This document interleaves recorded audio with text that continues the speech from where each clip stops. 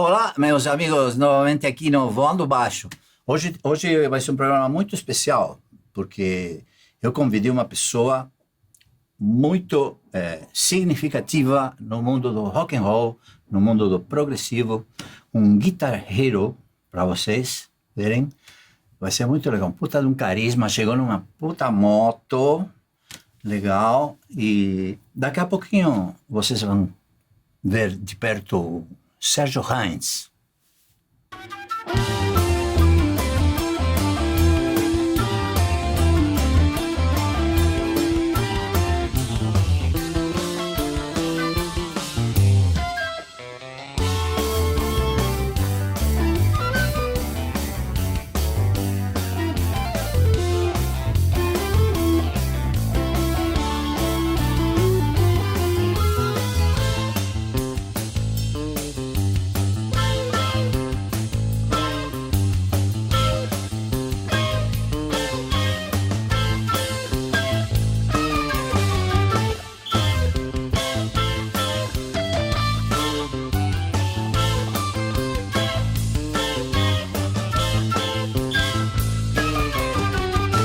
Então, como eu falei, Sérgio Heinz, puta, que honra, querido. que honra, cara. Opa, Falando tá sério, bem. demais. Bem pra mim, né? Muito Pô, ainda obrigado. toquei no teu disco, participei. Então, do seu- já começou a falar o que a minha pergunta, já respondeu.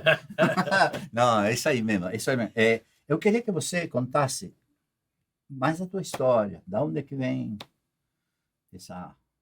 Eu estava falando aqui Ah. nos bastidores sobre que eu voltei a fazer trabalhos com Vinícius Cantuária. Então, assim, lá atrás mesmo, a gente começou o terço, eu, Vinícius Cantuária e Jorge Amiden, né? Em 1968. Eu não lembro muito bem, parece até que eu nem era nascido na época, né? Não. Mas tudo bem. Então, assim, foi uma época, cara, que assim, era a época dos festivais de música. A música brasileira tinha um poder assim incrível. Pra você ter uma noção, nós tocamos 2 vezes no Festival Internacional da Canção, Maracanãzinho com 15 mil pessoas, né?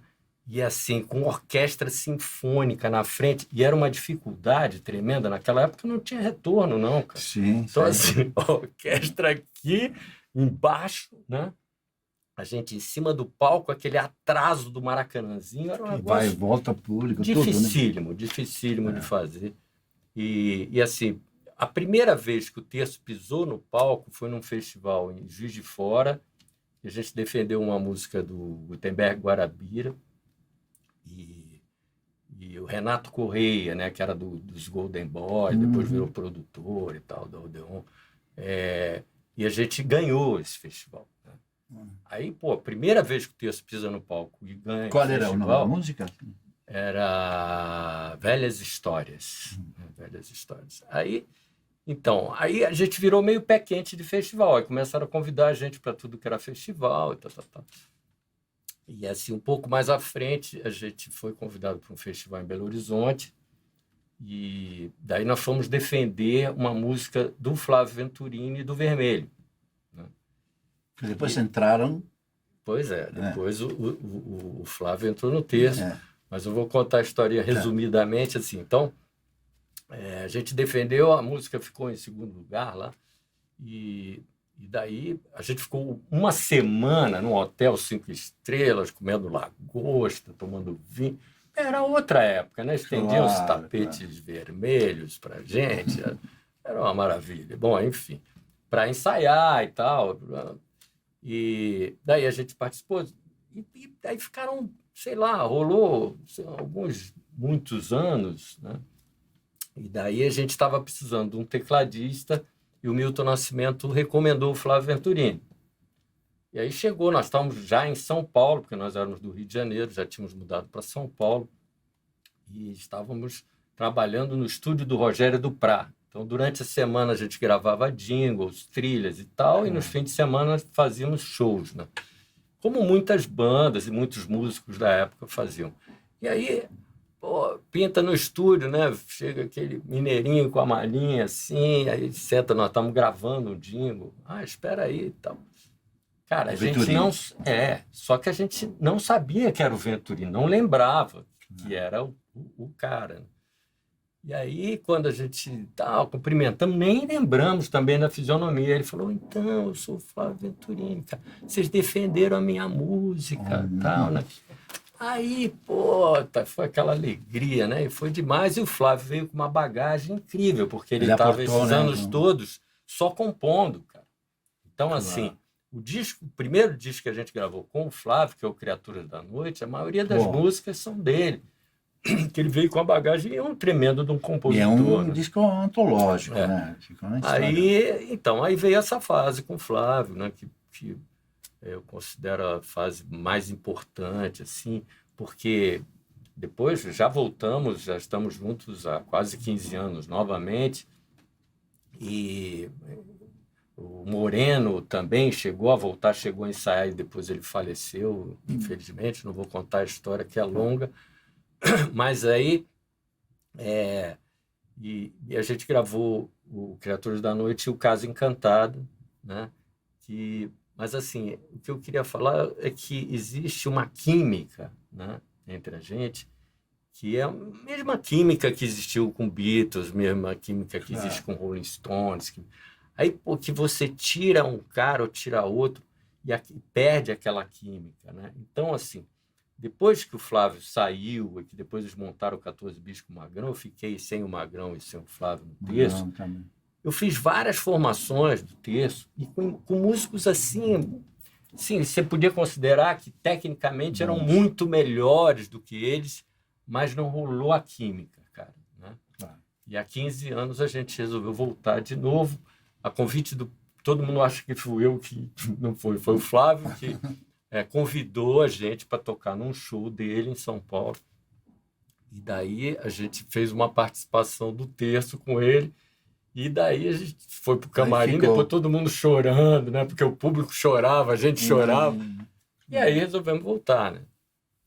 E aí ensaiamos com o Moreno, e aí ele faleceu, aí ficamos um ano repensando, aí a viúva insistindo para a gente voltar e tal, e acabamos voltando mesmo sem o Moreno. Então, foi isso daí. E agora essa época foi... porque teve uma época em São Paulo, sobretudo em todo o Brasil, dos teatros. Lembra que a gente tocou as bandas enchiam Brigadeiro, os teatros, né? Teatro Brigadeiro direto. Aquário. Teatro Aquário. Nossa. Essa época foi muito interessante. Foi muito delícia. A Elis Regina com Falso Brilhante. Falso Brilhante, no Bandeirantes. Em Bandeirantes. Isso mesmo. Toquei muito também nessa época nos teatros. Depois acabou essa história dos teatros. O teatro começou a fazer teatro, realmente. As novelas globais, e aí a música dançou. Ficou só para dramaturgia mesmo. E aí, me diga mais, espera aí. Progressivo é a tua maior influência, digamos. Sem dúvida. Eu acho assim, que eu consigo, né, conseguir no progressivo, fazer uma marca, né, com a minha guitarra. Eu não sou um exímio guitarrista, eu não sei tocar nenhum cover, sabe? Eu tenho dificuldades, eu toco as minhas músicas. Não, você tem um estilo, você tem uma sonoridade sua. Eu estudei música para tirar, porque na época era bacana, você precisava da carteira da ordem dos músicos mesmo, aquela azul mesmo, e tal. Então tinha que solfejar, cara. Assim, era um negócio difícil mesmo. Eu estudei com o maestro e tal. Aí depois eu gravei muito contrabaixo, gravação, e eu era obrigado a ler. Você tocava baixo no começo, né? Eu era obrigado a ler. Eu fui o maior baixista das gravações do Mazola. Gravei Jorge Benjor, Ivanin, um monte de gente, né, que o Mazola produzia, e ele é o maior produtor da MPB. Né? Produziu Elis Regina e tudo. Então, assim, eu gravei muito contrabaixo, então eu era obrigado a ler, né? E assim, eu lia nota com maior dificuldade, né? Então, assim, quando eu tinha dificuldade, assim, eu esperava os caras tocarem aquelas convenções, aí eu fingia que estava mexendo no baixo, assim, e aí depois eu fazia. Mas então, aí gravei muito, aí depois nunca mais, então, assim, para mim, ler, maior dificuldade, entendeu? Mas assim, aí lógico, eu não me sinto envergonhado, porque na época não existiam as escolas, era todo mundo autodidata. Totalmente, outra coisa. Se você perguntar para o David Gilmour se ele lê, ele não lê, se Eric Clapton não lê, para o Santana não lê, esses caras todos... Então, mas assim, eu acho bacana, eu dou workshop em escolas de música e o meu workshop é teoria do sentimento, né? Então, assim, eu não acho que é tão bacana dessa forma, né? Eu acho legal você conseguir juntar as duas coisas, né?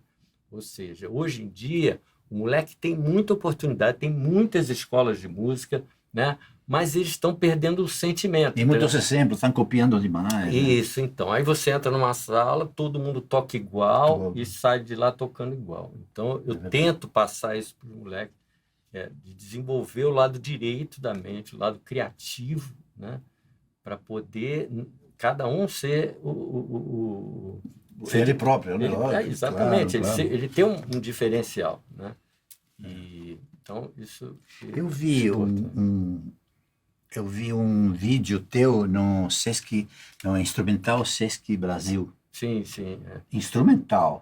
Estou tentando, inclusive, lançar esse, mas estava difícil do Sesc liberar. Tem você e mais 3 músicos, mais baixo, bateria e teclado. Os caras muito bons. Muito bom, gostei muito do seu som, achei interessante mesmo. Obrigado. Gostei muito, parabéns com esse som. Obrigado. E você está levando esse som? Está tentando. Eu tento fazer, mas como a gente estava falando há pouco, se o rock está difícil, o instrumental está mais difícil ainda. Você falou que fizeram uma pesquisa, como é que é? Então, parece que a Globo fez uma pesquisa. Apareceu não tem muito tempo, sei lá, poucos meses. Acho que foi no Fantástico, foi num programa importantíssimo da Globo, que deu 87%. Um negócio assim absurdo do mercado inteiro, né? Do mercado fonográfico, do mercado de shows, da internet, de shows, enfim, do físico, tudo. Deu 87% para o sertanejo, 13% dividido entre o funk e o pagode. O rock não pontua, o MPB não pontua, a bossa nova não pontua, o instrumental nem se fala. Estamos full. Então, assim, a música de festa, ela sempre existiu. O problema é que agora ela virou a música principal. Então, a gente gravou um disco... Você, o Nuno Mendes... Eu, Nuno Mendes. A gente gravou um disco no Teatro Bradesco, né? E está prontinho para sair. O que é Blu-ray? Blu-ray é uma evolução do DVD. Não diga, olha como eu sou por fora, meu Deus.